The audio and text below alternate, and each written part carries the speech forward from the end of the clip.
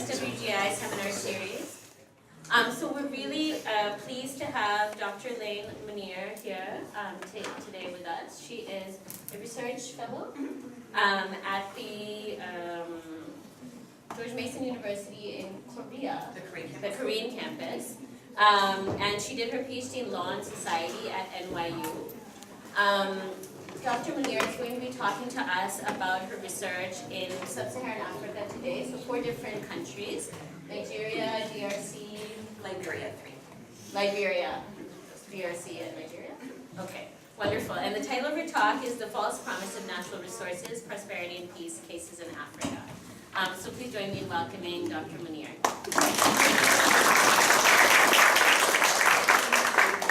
Thank you for that very kind introduction.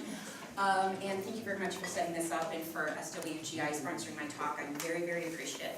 So my name is Dr. Laine Munir, and I'm at the School of Conflict Analysis and Resolution at GMUK. And conflict analysis and resolution is an interdisciplinary field that stems out of IR, and it brings together anthropology and sociology and economics. I think I saw a lot of economics students here today. So I think there's something in this talk I would hope for everyone. I think it's a little bit heavier on economics and politics than it is on gender theory. So if I belabor a point that you're already familiar with, economics students, please stick with me and be patient. If I skip over something too quickly, feel free to bring it up during the question and answer session and we can iron it out. So my talk today is called No Wealth for Women, Natural Resources and Gender Inequality in Africa.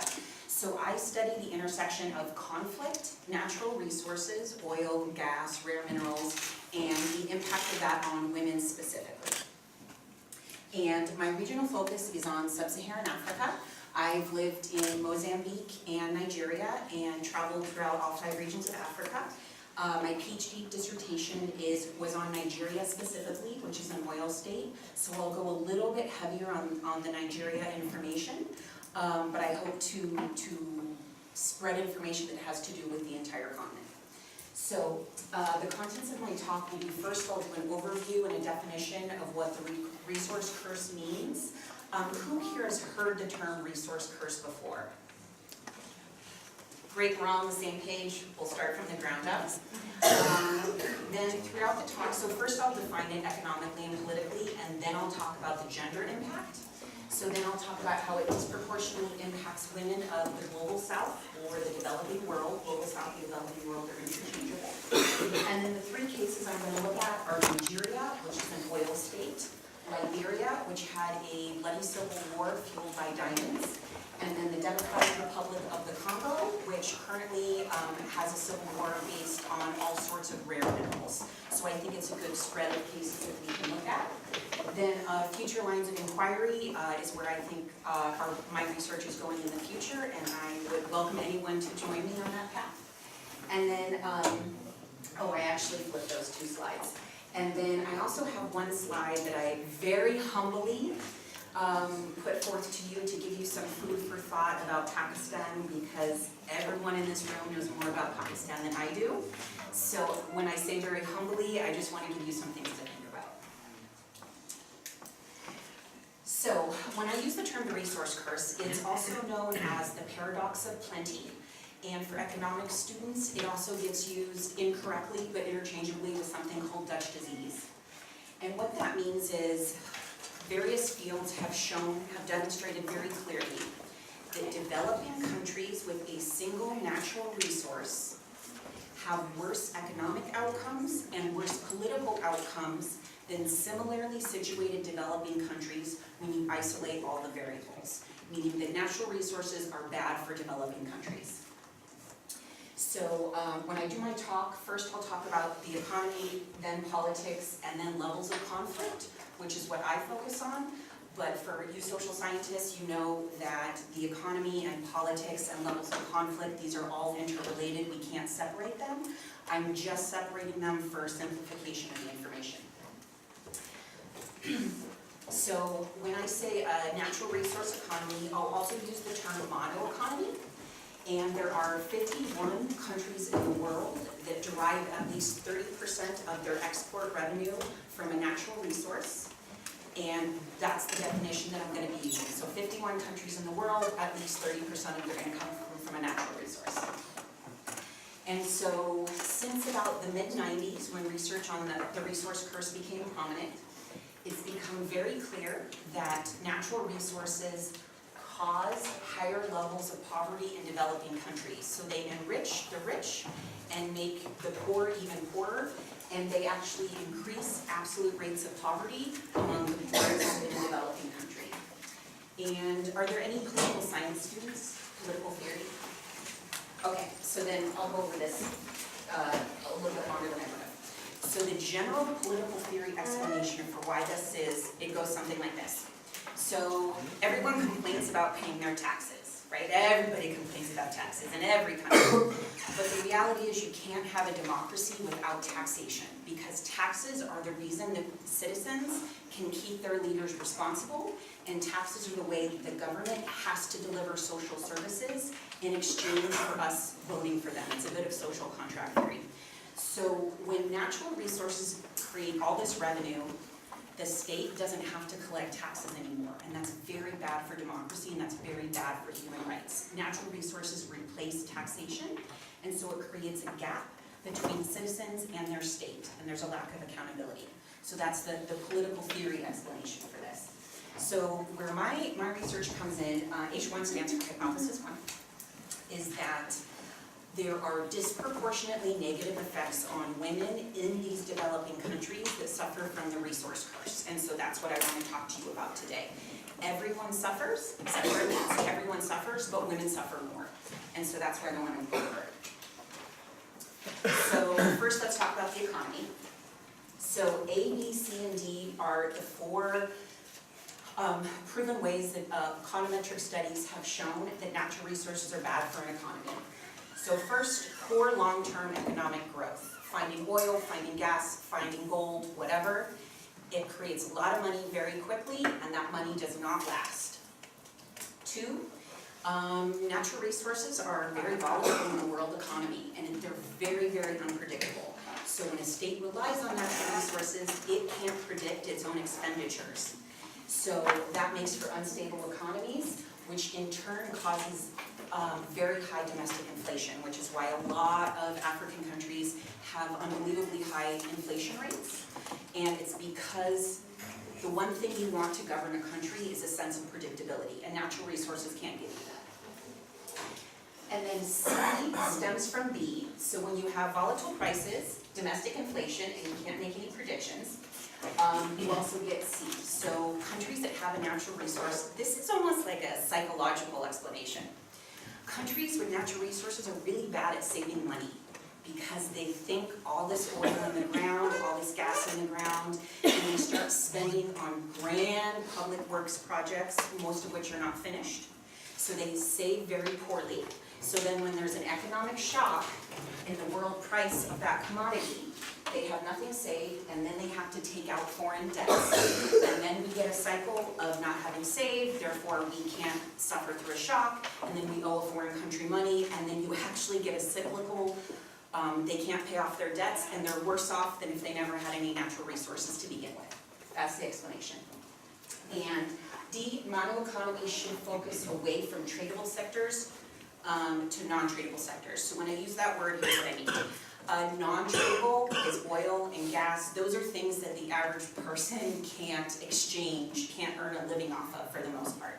Tradable goods, namely agricultural products, are so important in Africa, specifically to women, because African women, last I checked, according to the United Nations, African women do 80% of the agricultural output for the entire African continent.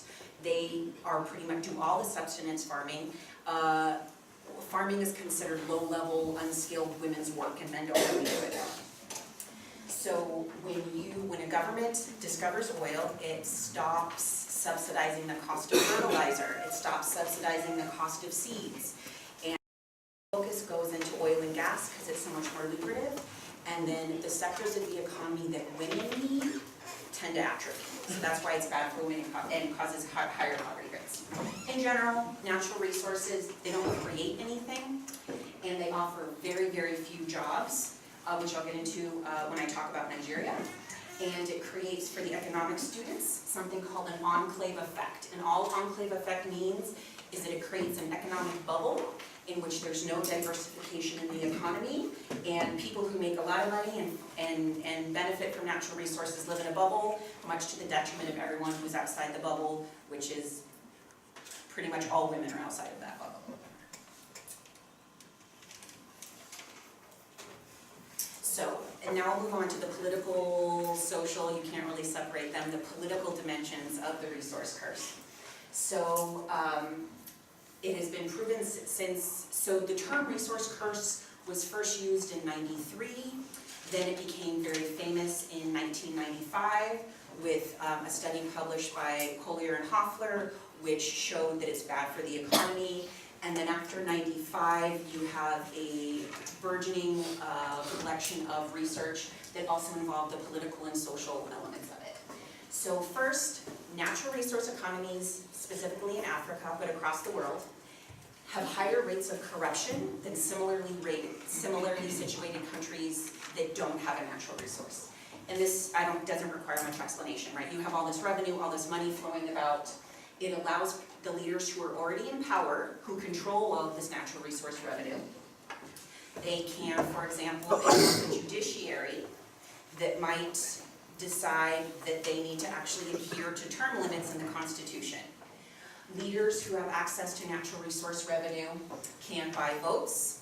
They can use that money to pave the way for very advantageous relationships with foreign multinational corporations, which makes the countries that house those multinational corporations more inclined to let human rights abuses or other things slide. And it also instills in general a culture of corruption. So here's what I mean by, you have to be careful when using the word culture.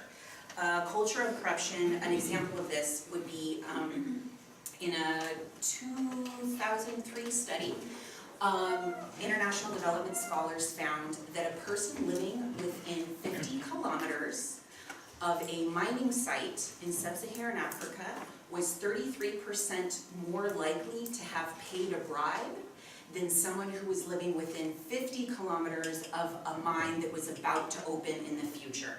So what this means is when I talk about corruption, most people are thinking of politicians paying off foreign companies, but it also even goes down to even the lowest levels, and it increases the rate that even the average person who doesn't want to engage in corruption must engage in corruption just to function on a daily basis.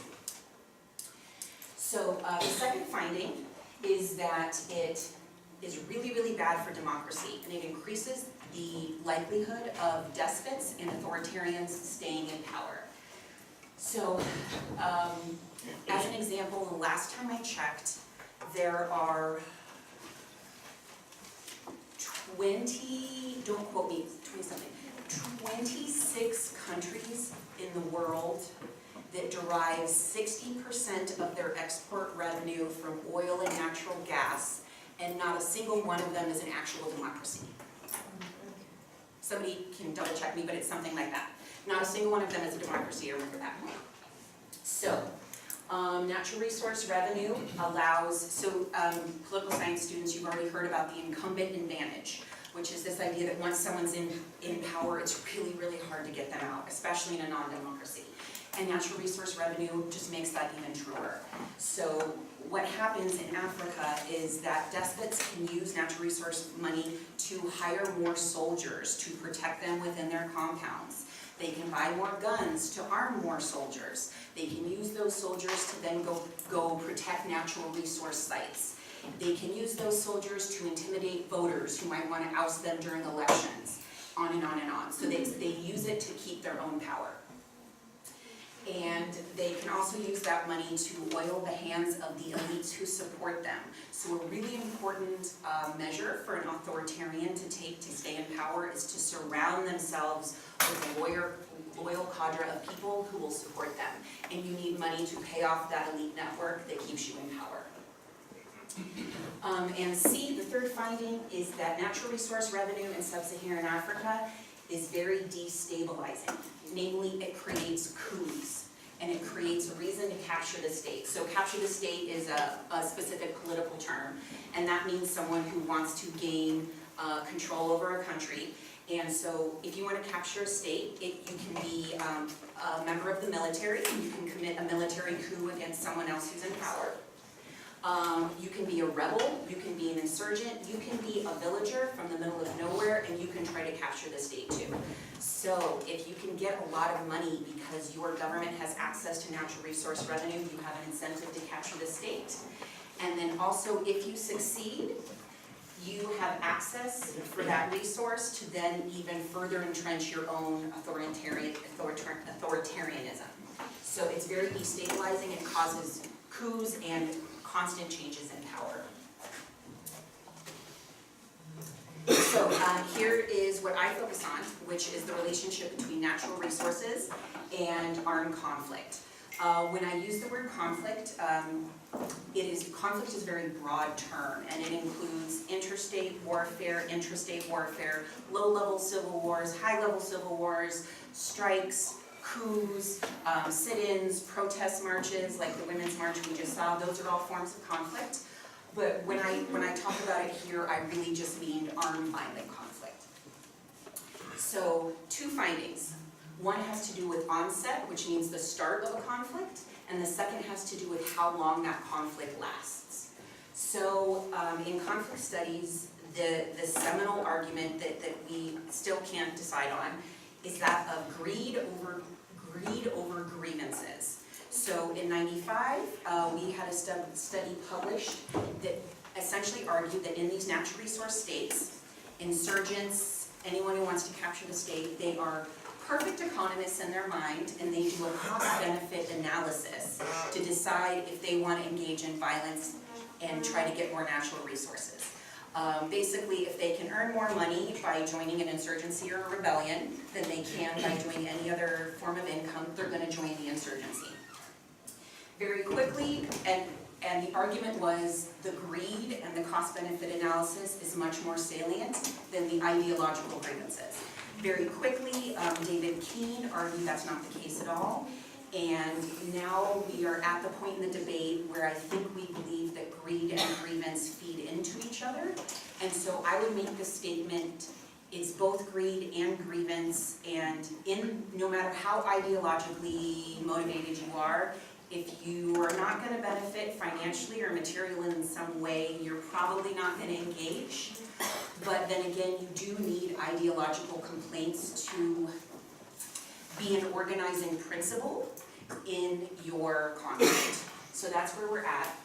And here's where I want to point out the difference between non-lootable and lootable resources, because they have very different impacts in developing countries.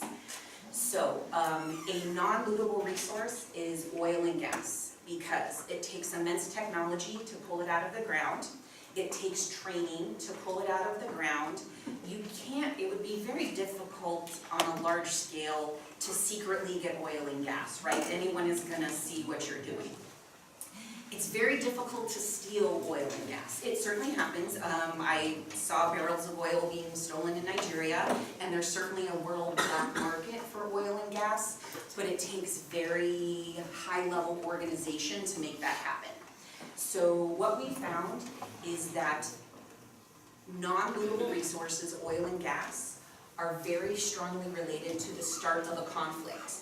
And what we found is that even if oil and gas is not taken out of the ground, even if people find out that it is even there before it gets extracted, a country is more likely to have a conflict, even if people find out that it's in the ground and it's not even taken out yet.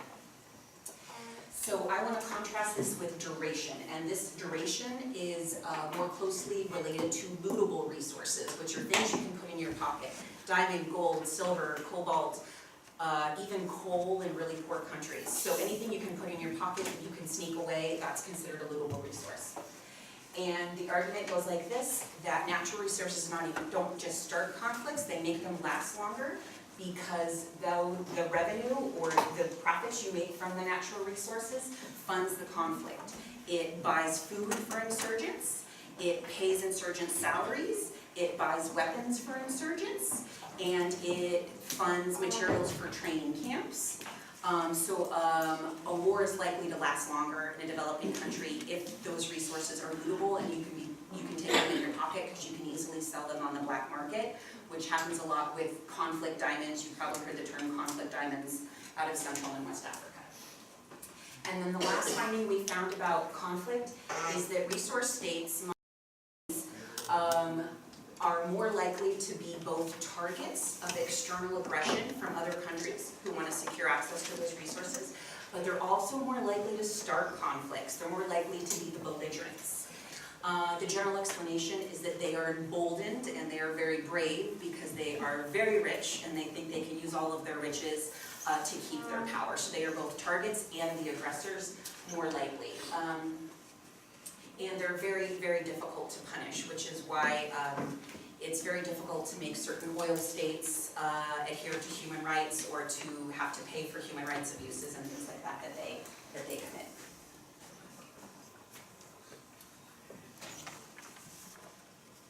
So usually, I don't know if anyone in here is dubious or has some doubts, but I often get asked if someone brings it up. The resource curse can't possibly be true because there's so many countries that are rich because they discovered oil or gas or natural resources.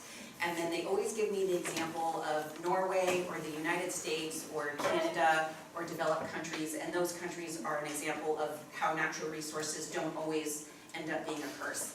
And the explanation that I like best to answer that is is about why democracy exists. So democracy exists, to put it plainly, to put a check on bad behavior. The idea is that absolute power corrupts absolutely, and we need democratic checks to make people behave themselves and to not steal and not commit human rights abuses and try to steal power for themselves, right? So the developed countries that I just mentioned, US, Norway, if you have democracy firmly in place before the discovery of the natural resource, democracy does its thing and everything works out well. And that natural resource revenue will actually enrich the country because democracy made sure it did. The problem you have with Africa is that the golden year of independence, like the British and the French, most powers, except for the Portuguese, left around 1960. That's also right about the same time that most African states discovered the natural resource. So when you're trying to figure out how democracy works, at the same time that you have a windfall, or what you think is going to be a windfall of natural resource revenue, there's no way democracy can possibly be powerful enough to stop that bad behavior, and you have a runaway effect with the natural resource revenue. It outpaces democracy, and democracy can never really be fully instilled. So it's an argument about timing, about why some countries suffer and other countries don't. So the three countries I want to go over are Nigeria, Liberia, and the Democratic Republic of the Congo, also known as the DRC, which is formerly known as Zaire. So this is a picture I took. I lived in the Niger Delta, the oil region of Nigeria, for a year doing field work. And this is a picture I took of an oil protest that was called Occupy Nigeria, that I observed for a few weeks in January of 2012. So I have to rein myself in when I talk about Nigeria. So very quickly, in 2 sentences. Nigeria declares independence in 1960, right about the same time that it discovers oil, which is why it felt brave enough to declare independence, obviously. Oil was going to pave the way for this new democracy and all this prosperity, and Nigerians were going to become the richest people in Africa because of all this oil. So that's not the case, and actually Nigeria has higher rates of absolute poverty than it did in 1960. You wouldn't even believe that's possible, but it's true. This is very problematic because Nigeria vies with Angola for being the continent's largest oil producer. So it's really a model for natural resource extraction, which is why it needs to be a good model. And it's also important because 1 out of 5 Africans is Nigerian. It's the most populous country on the continent, so destabilizing issues in Nigeria have ramifications across all of Africa. So the women that I interviewed, their main complaint about why oil is a false promise and why it has not been helpful to them is that they are primarily farmers and they are primarily fisherwomen. And the Niger Delta has had horrible oil spills, and it has destroyed their farming land. And so these women can no longer farm and earn income that way, the way that they used to. And it has poisoned the rivers. And actually, I went on a canoe like through the Niger Delta, and there is dead fish everywhere covered in oil. Like all of the Niger Delta rivers have an oil sheen on them. It's very evident. You don't even have to know anything about the environment to see it. And so this is particularly bad for women because they rely on those farmlands much more than men do. And the second, I guess, failed promise of oil in Nigeria is that it will create lots of jobs for everyone and it will increase rates of employment. Oil, gas, natural resources do not create meaningful employment for women in sub-Saharan Africa. I can't think of an example of when it does. Most of the time, the employees are foreign, or they might have some indigenous male employees, but women, it's incompatible with childcare, they don't have the skill set, they don't have sometimes the physical strength to work on big rigs, these sort of things. So women are really complaining that oil has created no jobs for them and destroyed the farmland that they previously needed to be able to earn an income. And the third dynamic that I observed in Nigeria, and is proven in the studies, is that oil economies are really dual economies because you have a rise in the basic price of food stuff. And then, if I can give you an example, a bunch of employees in an oil installation in Nigeria have lots of money, so they can pay lots of money for a bag of rice, which therefore rice is the price of rice, and women living outside that oil installation now can't afford as much rice as they did before. That's a simple explanation. So that's how oil disproportionately affects women in a way that it doesn't men. So employment is the first takeaway that I like for you to remember when you think about Nigeria as an oil state. And then the next takeaway has to do with their vulnerability to violence. So if women's farmlands have become coated in oil and they can no longer farm, they have to start new farms, which means they have to walk farther from home, which increases the likelihood that they will be vulnerable to sexual violence and other sorts of predatory behaviors, which it's also been an issue for women collecting firewood, like in Sudan and other parts of East Africa as well. And I put an asterisk here because this is my observation, and I haven't read it in a peer-reviewed article or book, and this is a line of inquiry that I'm following. I hypothesize that natural resource extraction sites increase the rate of transactional sex that happens around those extraction sites. And transactional sex would be sex for money, sex for food, sex for access to water, any form of engaging in sex for trade. And across the board, in all instances, always transactional sex is bad for women. So that's one of the lines of inquiry that I want to look to further in the coming years. So the second case that I want to go over is Liberia. It's a tiny West African country. In sum, really quickly, Nigeria was founded as a homeland for American slaves who wanted to go back to the mother continent, which is why it's one of the only countries aside from Ethiopia that hasn't ever been colonized. It was created for American slaves. They were sent on ships. And they very quickly, despite being the minority, came to dominate politics and the economy in Liberia. So then you have this country in the 1990s in which a minority, the Americo-Liberians, the Liberians of American descent, dominate, and then the indigenous Liberians have less money and less political power, which is a recipe for a civil war.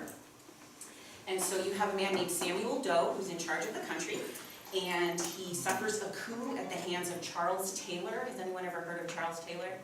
He's like the most notorious African warlord that's ever been tried that I can think of. And so he was behind the Liberian Civil War, which displaced 2 million people and killed 250,000. It's considered one of the most grisly in the late 20th century. And the only reason that Charles Taylor was able to keep power as long as he did, and was able to inflict the level of violence that he could, is because he controlled diamond mines. So he controlled diamond mines in northern Liberia and across the border in Sierra Leone. So he helped with what we call a spillover effect of the Liberian Civil War contributing to the Sierra Leonean Civil War, and then the Sierra Leonean Civil War contributing to the Liberian Civil War, and it was back and forth. And he used these diamond mines to make money to buy arms, to fund his training camp across the border in Sierra Leone, and he used them as geographic strongholds. So his rebel forces would surround themselves near the diamond mines and not let anyone in, and only let people in and out who were doing forced labor to dig up the diamonds for them. So this is a diamond war 100%. So I think that Liberia is a great example of, so before the Civil War, Liberia comparably was doing, in terms of women in politics, was doing better than its neighbors. I'll make that statement. It comparably had more women holding legislative seats and holding some degree of political power. It probably had more women running businesses, owning land. That was doing better than its neighbors in terms of gender. So of course, the first thing that happens during any civil war in a developing country, women suffer first. So the little bit of stronghold that women have, they lost it very quickly. And the first example of how this happened is the Civil War immediately basically destroyed the government. Like, there was no government. So the few women who had legislative seats or private or civil service jobs, they lost them immediately. They were the first ones pushed out. And then it took them far longer than men to get that political power back after peace was instilled. And it took them having the first female president, Ellen Johnson Sirleaf, to be able to make those gains. And they were also the first ones to lose their land titles, their access to land, and the businesses that they owned. So that's an example. So when you think about Liberia, I want you to think about women on the rise, there being a civil war, women losing their gains, and then having to work really hard and it taking a really long time for women to gain those strongholds back.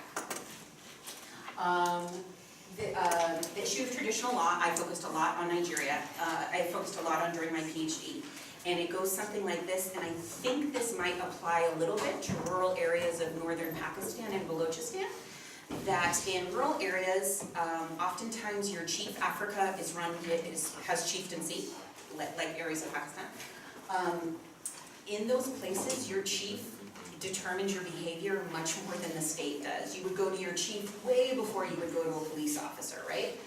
And in West Africa, most traditional legal systems and traditional government systems, they had women's councils. And groups of elderly women who were trusted by their communities would make decisions having to do with marriage and divorce and inheritance and child custody. And women in Liberia didn't hold power equal to men in traditional governments. That's not what I'm saying. But I would say they had a high level of influence in certain domains. And of course, when you have civil war, everyone is displaced. I mentioned 2 million before.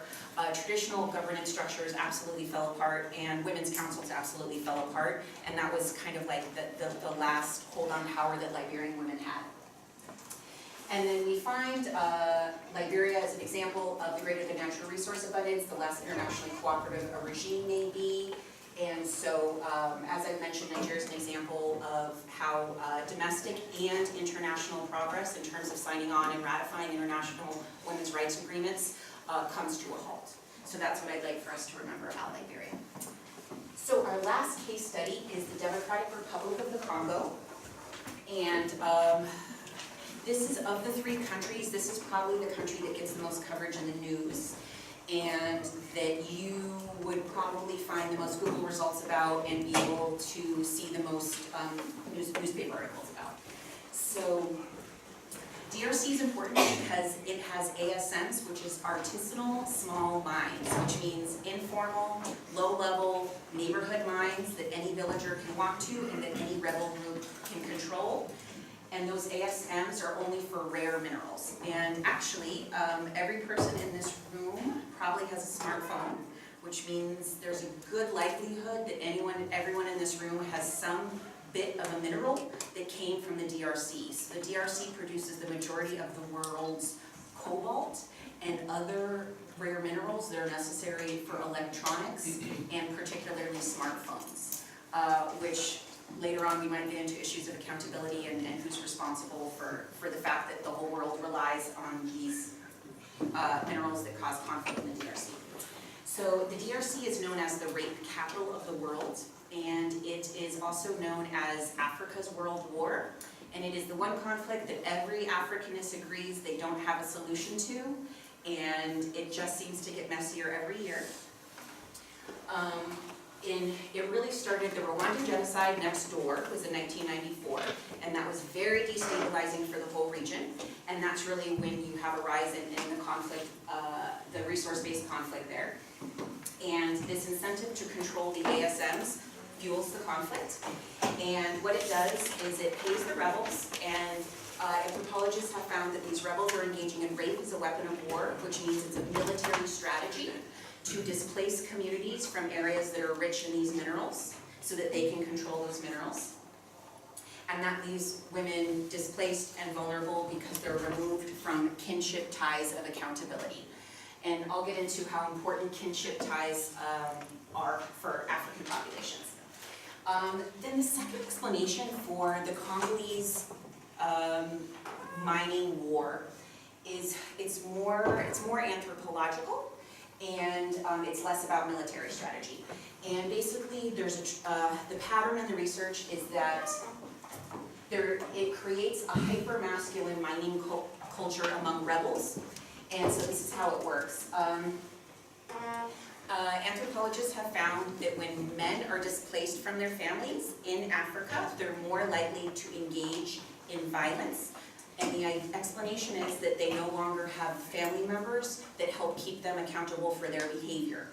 And I think anthropologists have actually found that in a wide variety of environments, we need others to help regulate our behavior.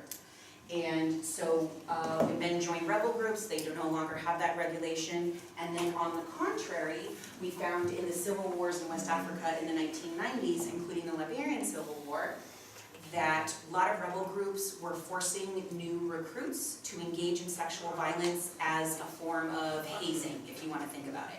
So that became your form of being a man and officially joining the rebellion. During my master's, I did a lot of work on bushwives, and so what you find in the DRC and other natural resource conflicts is what this means in Africa is bushwife is when a rebel group kidnaps a young woman and sexually assaults her, and then she has to stay with them and do cooking and cleaning responsibilities, portering and other low-level tasks that help keep the rebels functioning. And she gets titled a bushwife in most English-speaking countries in Africa, mostly because then she can't go home because she's stigmatized by sexual violence, and she does wifely duties for the rebels, so she gets dubbed a bushwife. So there's bushwives in Sierra Leone and Liberia and the DRC and things like that. And the last one is, this is not a picture I took because I've never been in the DRC. But this is women working in slave-like conditions at an ASM, and you can work 12 hours a day and get nothing, or get the smallest bit of mineral that you're trying to mine. So these are the kind of conditions that women have to work in. Obviously, they're vulnerable, as you can see, and then they also have to work in support capacities, cooking and cleaning around these mines, which also leaves them vulnerable as well. So, okay. I'm very self-conscious about this slide. So, my very superficial analysis, I present this slide so humbly. I can't tell you how humble I am, okay? I just was thinking about, if none of you are interested in Africa, how I could make you think about the resource curse in Pakistan. Please feel free to say anything you want during the comments and in questions section.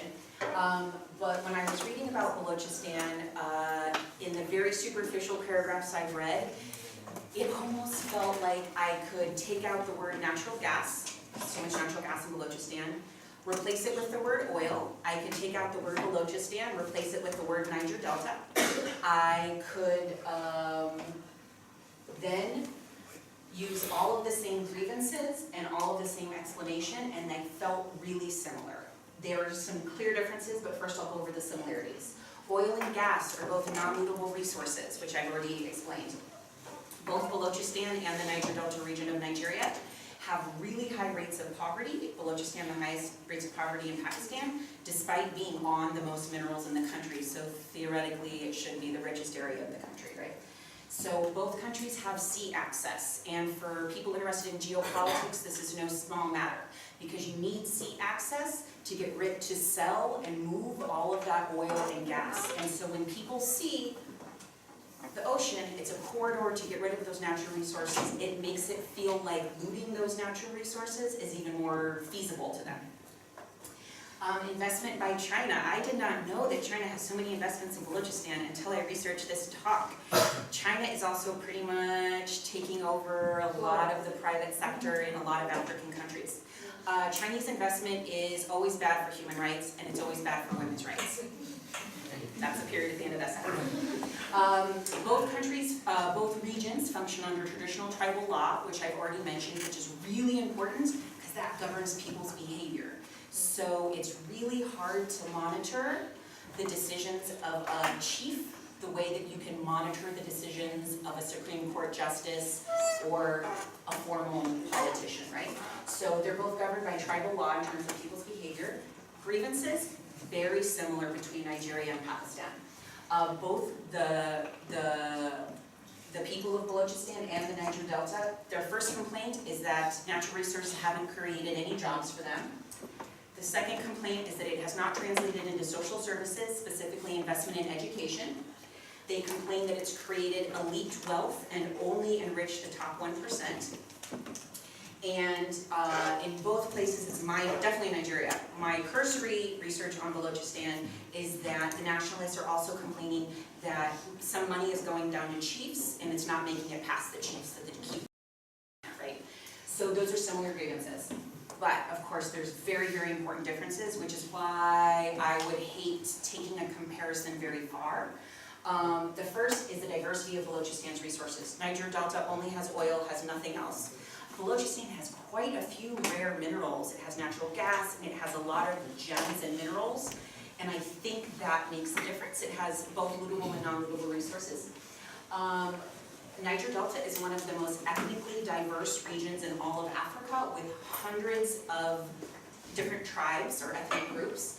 Balochistan is dominated mostly by the Balochis and the Pashtuns. So I think diversity makes a big difference, because diversity is an organizing principle that makes people engage in conflict. And population density. Balochistan has a very low population density, whereas the Niger Delta has a very high population density. And we find that population density has a grand impact on conflicts, especially when you take into account access to land and people feeling like they need to fight over a very limited amount of land. And this is really, really important. Nigeria doesn't have particularly terrible neighbors. And the Niger Delta is firmly within Nigeria, and Nigeria is such a hegemon. The fact that Balochistan spills over into Iran is problematic for the conflict outlook. The fact that you have Afghan refugees coming over is problematic. So Pakistan doesn't have the best neighbors, and the nature of the Baloch conflict is much more trans-border than anything going on in Nigeria. So I think that's something to take into account. And the last point is, for any of you who are studying gender, SWGI affiliated students, I don't know anything about gender in Balochistan. So, and part of the reason I don't know anything is there's not a lot of research. I did a lot of searching and I couldn't find much. So a really promising avenue for young Pakistani scholars is to look at the gender dynamics of nationalism and the conflict in Balochistan, and maybe how natural resources and conflict and gender might intersect in that particular region. I would love to read anything that anyone wrote about that. So here's just what I'm doing very, very quickly. I believe that the effects of civil conflict mimic the effects of natural resource extraction sites in Africa in the following ways. One, both cause displacement, which increase rates of violence. Two, both cause non-resource sectors to atrophy, which is bad for women, because women never really benefit from the natural resource economically. Three, both civil conflicts and natural resource extraction sites increase the number of weapons, the number of soldiers, and they have a militarization effect, which also increases rates of violence. Four, both cause environmental degradation, that harms women as farmers and displaces them, and 5, both a lot of the civil conflicts I'm looking at and natural resource extraction sites have foreign influences. Today for natural resources, it's MNCs, which stands for multinational corporations. It is not African companies who are pulling these minerals out of the ground. It's European and it's North American companies who are doing it. So those are the kind of the elements that I'm looking at when I'm doing it, when I follow my hypothesis that opening up a mine will cause effects that mimic a civil conflict. So that was all the big issues that I wanted to talk to you about, and I'm only 5 minutes over what I thought I would be, so thank you for hanging in there.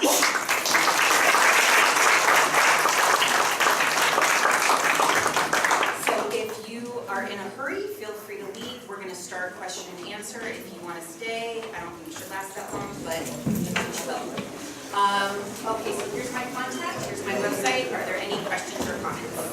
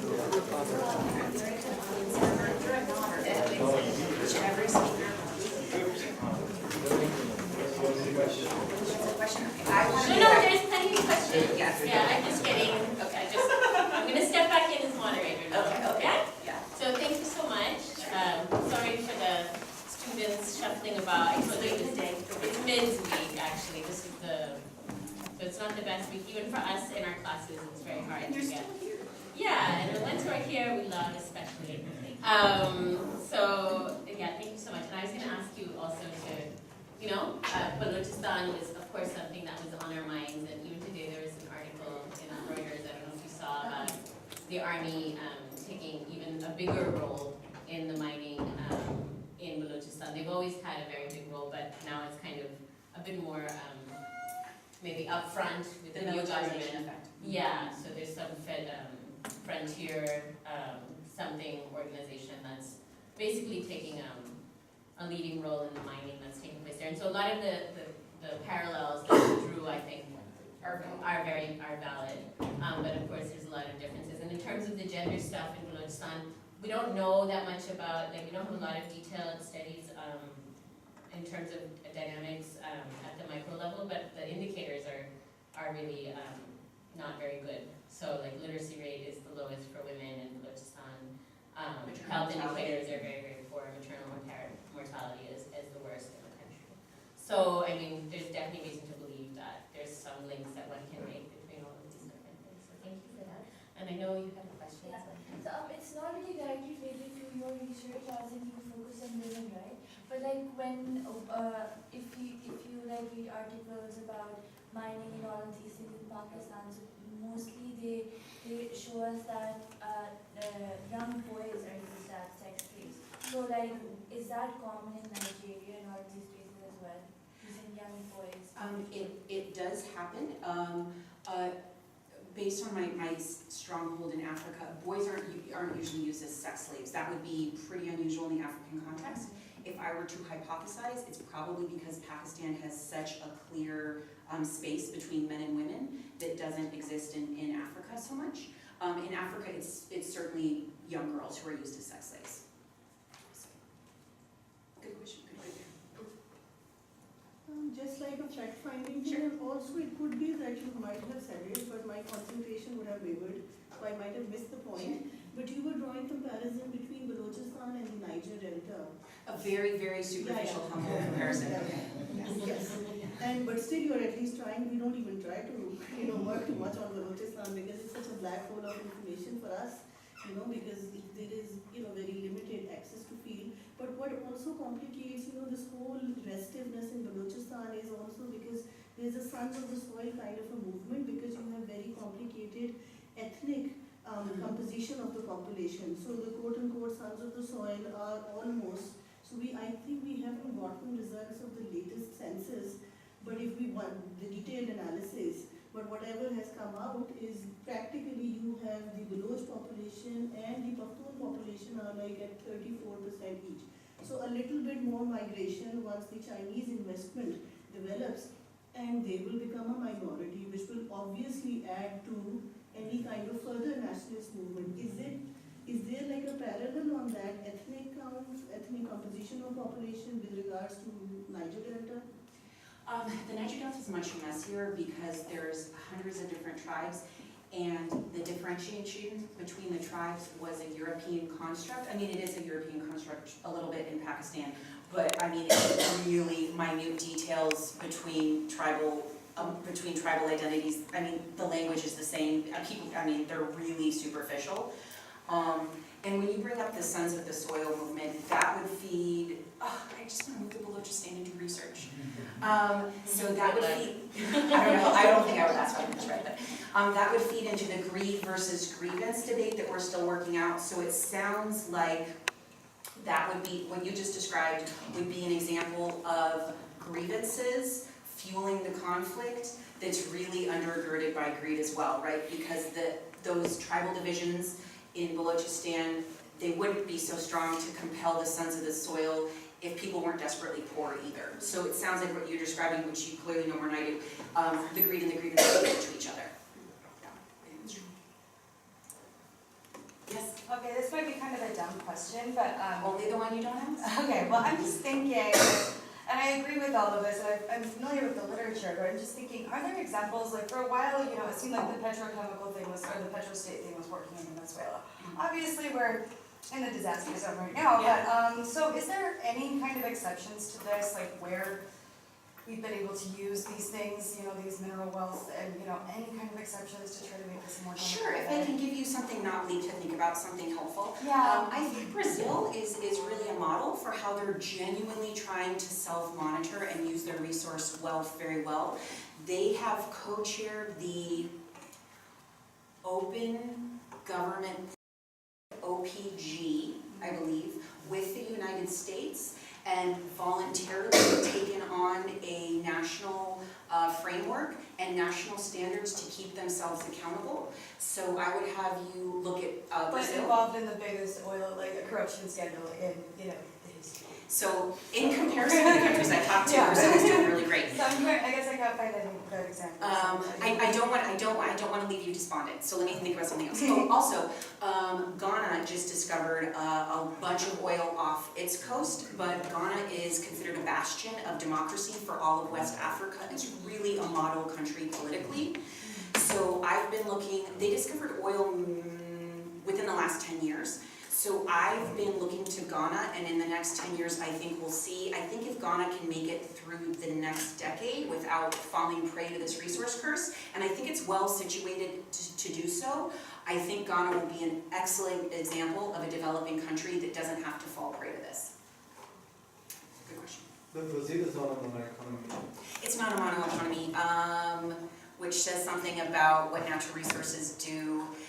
The only good example I could really think of doesn't derive nearly as much of its exports as these countries do. I can't think of a country that gets 60-70% of its exports from one natural resource that wouldn't be an example of this. Like, as I mentioned, the fact that there's no democracies among the countries that have at least 60% of exports coming from one natural resource.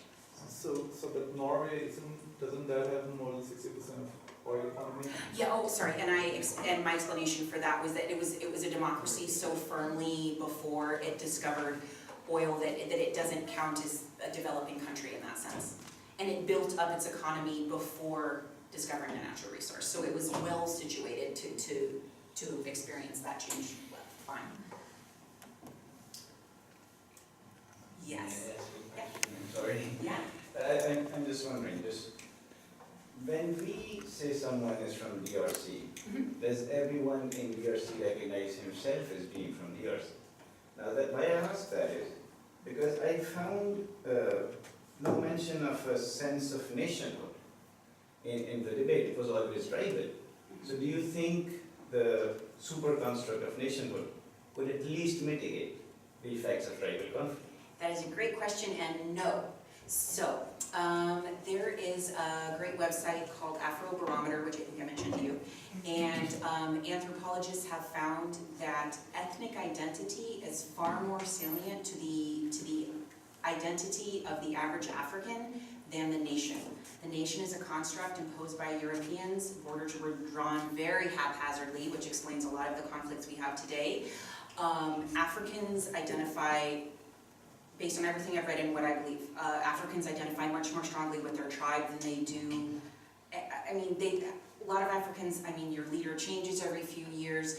There's very little sense of oneness with your state. An exception to that would be Rwanda. And the reason Rwanda is an exception to that is because they had to rebuild the nation after a genocide, and they worked really hard to instill a sense of nation and onehood to never experience a genocide again. So I think the fact that the only country that I can think of that's a great example is one that suffered an atrocious, atrocity, right? That's what it takes for a nation to become more salient than your tribe. So that's my And answer. does it help mitigate conflict after? Nationhood? I feel like I can't answer that because I can't think of enough African countries in which nationhood is more salient. I can only think of Rwanda, and Rwanda is such an exception to everything about international development. I feel like I don't have enough examples to answer. Some of the literature on nation building in post-1994 South Africa. So the whole rainbow nation building and through education and some of these nation building policies, there are fascinating debates on that, which is also exceptional because that very long history of apartheid and then how to build this, put together a new country where Afrikaners are also not marginalized. So I think we can agree it takes almost like a collective trauma to get people to feel a sense of nationhood, and the government has to work really hard and change the educational curriculum to make that change take place. I think that's a good agreement we can have.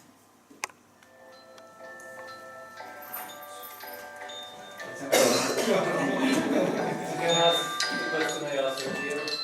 What question was that? What if a nation finds some wealth now, some resource, which might be lithium, because that's the future with batteries. Batteries, and, right. So what should they do to prevent conflict? Okay, so Don't tell anyone. yes, that's what he said. You're not going to ignore the resource, right? You have to use it, but then Yeah. that comes at the detriment of the society. So your question is, what's the solution to the resource Yeah. first? Okay. All right. I got the same answer before. Yeah, because there's so many initiatives, I have to think about all the levels. So first, I'll do it very, very quickly.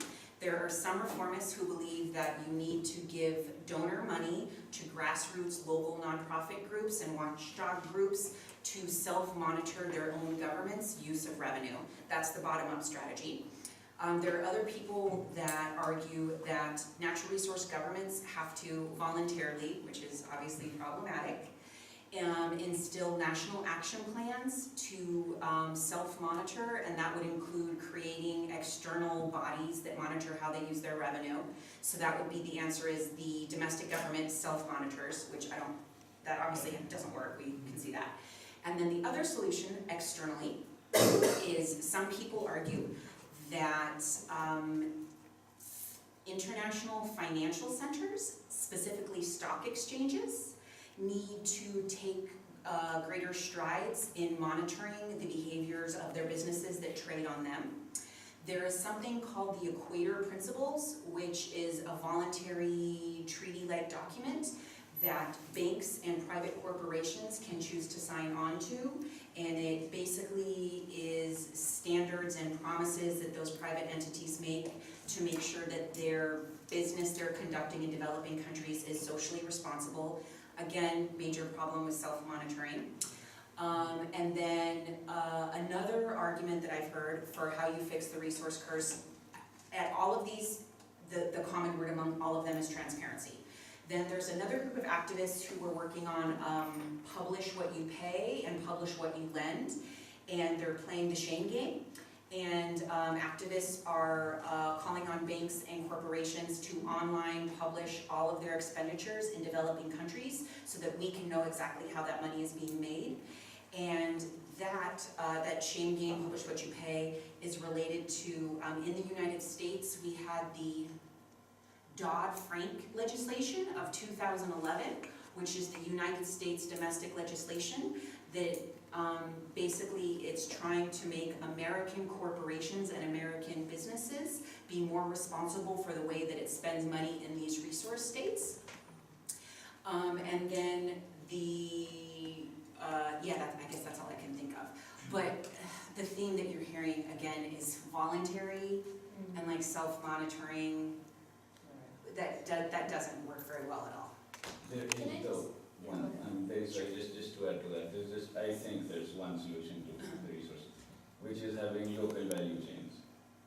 Local value chains? Creation of local value chains is actually the solution, where you don't trade in the resource, but you trade in the processed product of the resource, which changes the economy. That I think is actually the solution. So can you give me an example of that? So We don't have any. Oh. It's the problem. So okay. like, if you discover lithium, So you trade in batteries. try trading people in developing batteries and cell phones, which completely transforms your economy and democracy. And so in that sense, you go from being a natural resource economy to an industrialized economy, and industrialization is much better for everyone, including women, because it spurs other businesses, it requires education and skill set building in the population, it creates predictable income for the average person. Which doesn't get rid of inequality. Doesn't but get rid of it might- inequality. It might make it less. Yeah. But yeah, that was linking to the transnational aspect of it. So the fact, it's kind of like, and I know you weren't doing this, but there's a tendency to kind of blame that particular country Of course. without looking at the international context. And the fact that you have corporations sitting in the United States or in Europe who can say, oh, look at us for democracy and human rights, and then they're, profiting, and actually a lot of the profits are going out to those places, and they're just washing their hands of their responsibility. Absolutely. So, I don't know if you want to say something a bit more about the neo-colonial, like the continuity between colonial and neo-colonial. Obviously, there's been a change, Sure. but there's also a lot of. The Nitrogen is actually a great example of that. So I would make the argument that in a lot of these countries, as soon as European powers pulled out, multinational corporations pulled in because there's like a power vacuum. And if any of you are familiar with the work of James Scott, Seeing Like a State, there's many ways that a multinational corporation mimics a state. They have their own security forces. They can create their own borders if they want to. They can instill their own form of law. They create their own neo-economies. So what the point is if you don't strengthen the domestic state to function on its own, the colonizer leaves and then the multinational corporation comes in, and the effects are really the same, except even a multinational corporation is less accountable even than a foreign government is. So it's actually worse in many ways.